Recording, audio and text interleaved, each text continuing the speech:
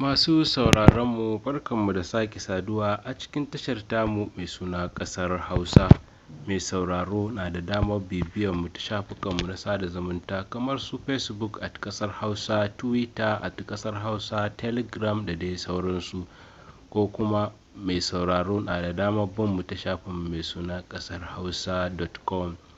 Ya ba da shawarar a dakatar da wani jami'in ɗan sanda mai suna Drambi Bandi bisa bayanan kama shi da bindige wata mata lauya mai suna Bolandale Rahim.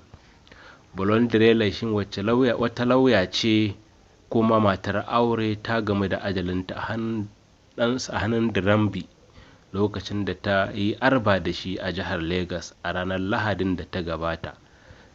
Majiyarmu ta rawaito cewa lauyar an ce tana da ɗauke da juna biyun kuma na tagwaye a lokacin da wannan ɗan sanda ya ɗirka mata bindiga ya kashe ta. Batun shawarar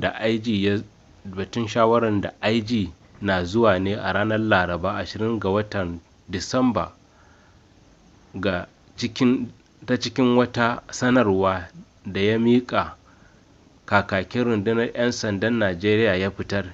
A cewar sanarwar, dakatar da jami'in ya yi daidai da matakin ladabtarwa da hukumar ke ɗauka kan jami'an da ke saɓa doka da kuma ɗaukar doka a hannunsu.